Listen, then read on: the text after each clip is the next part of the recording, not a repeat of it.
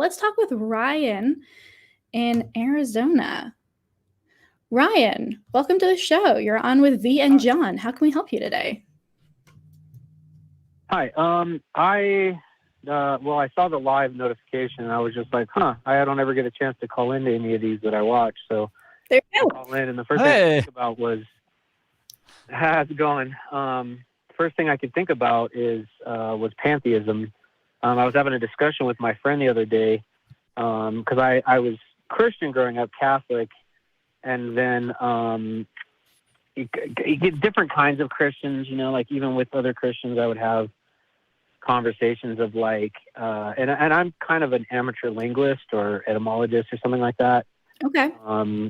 I prefer language though. And, like when Christians would be like, oh, you're Catholic. And I'm like, yeah, but the base foundation of being a Christian is believing in Christ. And so, it's like, so we're all Christians or whatever. And then eventually, after I got out of the military, I ended up basically, once I stopped fearing hell, the idea of hell, and I started watching a lot of like debates and stuff like that about religion. I started calling myself an atheist, and it sort of has bled into being a pantheist now because although I've gone to be like, okay, so I enjoy meditation. Every now and then I pray, stuff like that. But I don't think that I'm actually praying to an individual. My pantheism has sort of bled back into what a religious person might call themselves, spiritual but not religious. And I was having a conversation with a friend of mine who calls himself, that really doesn't matter, but he essentially just calls himself someone who doesn't care. Like either way. But he's basically an atheist for lack of a better term. And I was telling him that I've sort of bled back into being a spiritual atheist, if you will. And he was basically saying, well, you can't be an atheist if you're still spiritual, something like that. I don't remember the full conversation, but it's sort of weird because you have this different types of pantheism. One is like what Richard Dawkins calls the sexed up atheism. And then you have another one, which is more like what I've heard described as like an esoteric believing in sort of like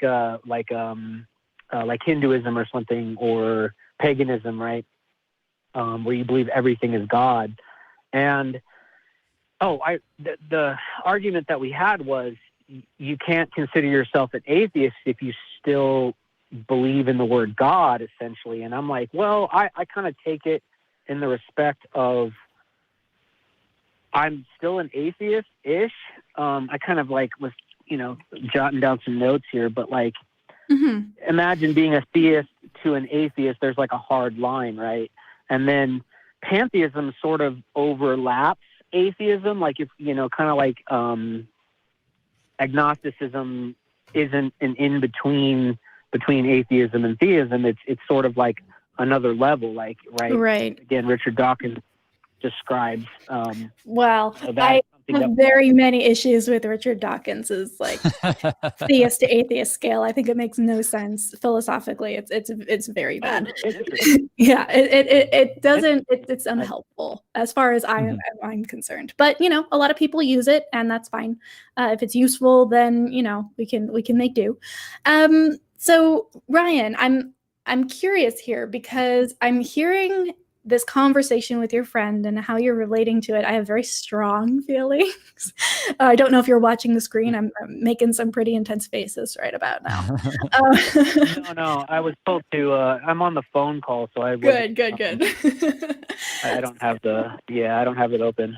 Well, if you want to laugh, you should go back and look at it afterwards. But so here's the thing. I have done my best to maintain what people would consider a spiritual element to my life as an atheist. And I don't see any contradiction there. You are absolutely okay to be a spiritual person, for lack of a better word, right? It's the best word we have for that. There's problems with the etymology. Again, you like words, you probably know where the word spiritual comes from. and kind of what the connotations are there. But it is a word that we use to describe things like feeling connected with, nature and having awe about like the beauty of a sunset, or sitting and meditating and feeling at peace with yourself. All of these things are kind of self-contained in this word. And I think it's absolutely fine. Like, there is nothing about whether or not you believe in a God, or even about skepticism, that precludes the ability to be quote unquote spiritual. So your desire to meditate, pursue mindfulness, be at one with the rest of the world, all of this, it might sound very fluffy, and I know a lot of atheists who left religion can get kind of triggered by that language and be like, no, that's terrible, that's bad, don't do that. But honestly, that's the human condition, right? We're all human, and we all have these intrinsic needs, these needs for ritual, for connection, for, getting in touch with our body, for being in nature. Like, all of these things are healthy, good things to do. And it's just that for a long time, it's been framed in this religious context, but it doesn't have to be, right? We can take all of the good things out of that religious context and maintain that without needing to bring along the baggage of God belief. So I definitely want to talk more about the overlap between pantheism and atheism, because I also was there for a while. I was a pantheistic naturalist for a bit, till I listened to Tracy Harris talk about it, and then I was like, oh yeah, that's not correct. But yeah, I think the first and foremost, what I want to talk about. You said a pantheist naturalist? A naturalistic pantheist, yeah. Okay, interesting. I'll have to look that up. It's essentially the idea that there's no external forces. Like, I don't believe in a God as something outside of the universe, but for a while there I was like, but the universe is God, which is cool, but also kind of useless outside of, maybe inspiring particular emotions within you. But yeah, I'm talking. Sorry, go ahead. I kind of think that's where I kind of think that's where I'm at the moment is the belief in God. And it's sort of like, for me, it's a word, right? Sometimes people say, don't use that word or whatever. Like, an atheist might say, I don't believe in God. It's useful in the conversation of talking with a theist, but I've kind of bled into redefining it in the sense of, obviously, I'm sort of in the pool of God is unexplainable, so doesn't mean we shouldn't try, but it also means that we should also simultaneously understand that claiming that we understand it is false, because it's something that's almost unattainable, right? Our knowledge bubble, we'll never know if we're to the end of that knowledge bubble or not, or even to the limitations of how we are as humans. So if somebody says, I believe in God, that there's like a huge, I guess I could say yes, because there's a huge asterisk there, but it's more like, I'm not a theist, right? I don't believe it. It's almost hard for me to wrap my head around how I used to believe in God, like as if it was a sky daddy sitting there watching us. Right, exactly. There's a switch that happens there. And I think, again, we have to talk about why we're using the labels we're using, right? Nobody has to call themselves an atheist if that's not a term they like.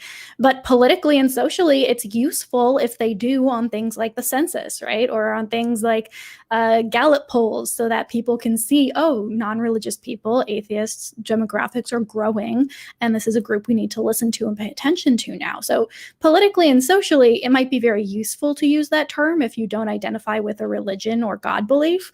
But individually, as a person, if that's not a term that works for you, that's totally fine. John, I know you're kind of going through this too as well, like talking about labels.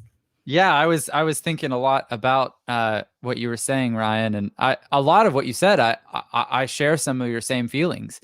I've sort of spent most of this year sort of resisting labeling what exactly I believe, because I feel like I'm learning more all the time. And so I feel like I'm always a little bit in flux, and, that may last the rest of my life. Hopefully, actually it does. Hopefully I'm learning the rest of my life. But I sort of, I sort of think sometimes labels can be shorthand in order to avoid having conversations where we actually get to know people. It's not always the case, but it can be. Like if you meet someone and if you're very quick to be like, oh, are you a Christian, or are you Catholic, or are you an atheist? Like very often that is used as a way of skipping ahead in a conversation and making a bunch of assumptions about someone that might not be true. So sometimes I like to just sort of take a beat and like just not use any of those labels, at least for myself. You know, for instance, like the term atheist is something that I think on a technical level, I probably am, but I don't typically voluntarily describe myself that way, because I feel like my approach to spiritual matters is not the approach that you would expect if you were to hear the word atheist, I think. And so I'm always just trying to leave as many doors open as possible because I love having these conversations. I think these things really matter. And I don't think that identifying as an atheist means you can't have these conversations, but I guess I just am not, I'm not at a point where I sort of naturally go there yet. Maybe I will at some point, but with regards to the universe, and you know, pantheism in general, it's an interesting idea. I do feel like sometimes if you grow up in, you know, Christianity or Catholicism, as it sounds like you did, when you step back from that, sometimes it becomes really easy to look for an immediate replacement for that identification that you used to use. And right. sometimes I've done that with other religions. Yeah, it's absolutely like if you step back from a belief, very very often we're all of us as a human being, we're gonna well what do I replace it with? And sometimes lingering in that in between space is difficult. Were you gonna say something there? Sorry, I didn't want to step all over you. Oh, no. No, I was just going to interject that, yes, I've done that with other religions. And I even like contemplated Islam for a little while, even though I'm against Islam, generally speaking, in a sense. But sorry,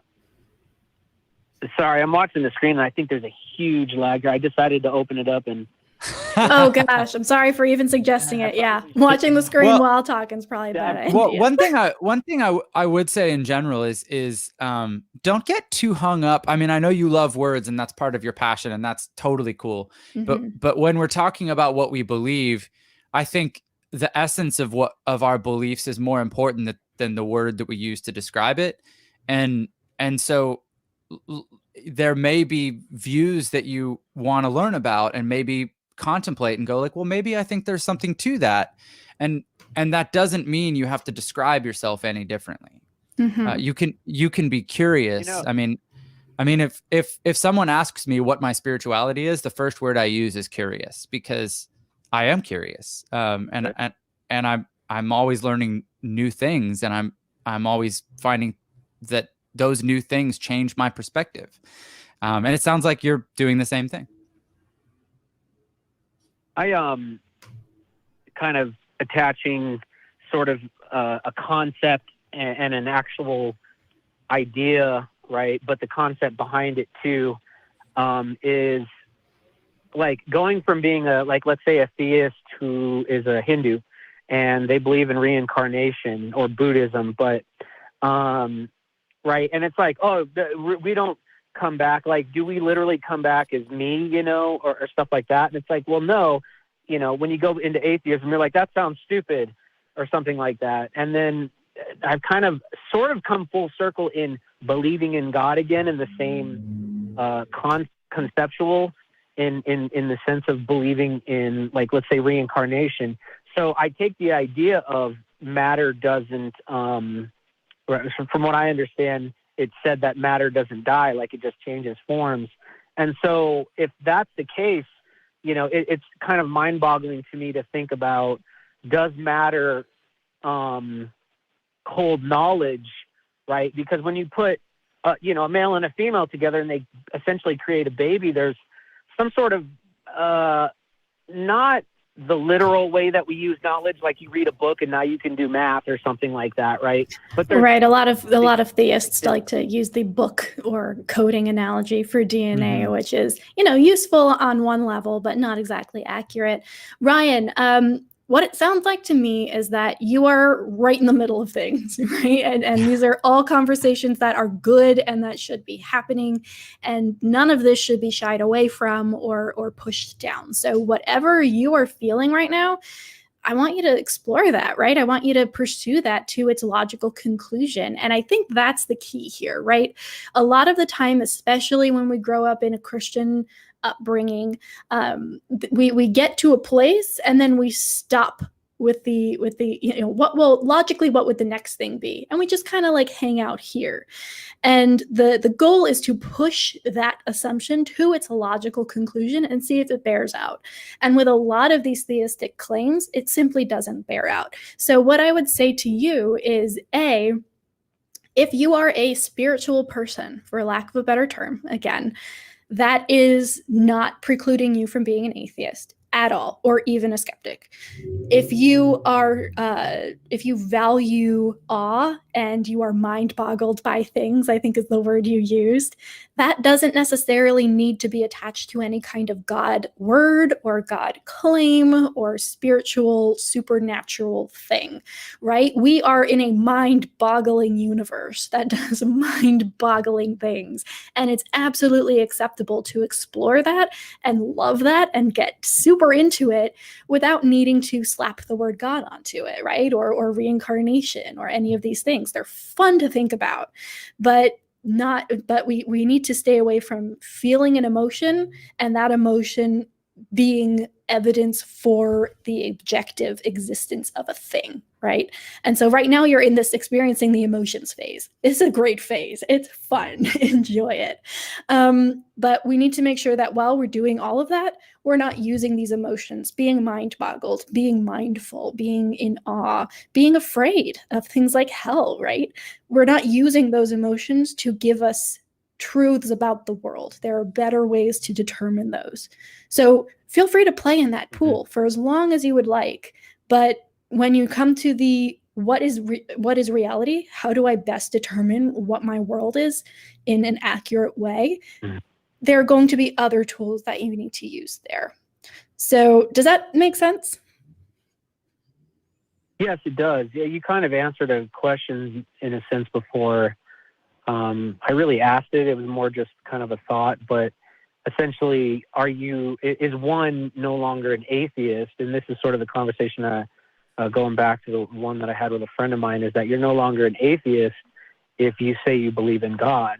But if you can stretch the word God even as being sort of a spiritual person but not religious, I believe in God but I'm not religious, right?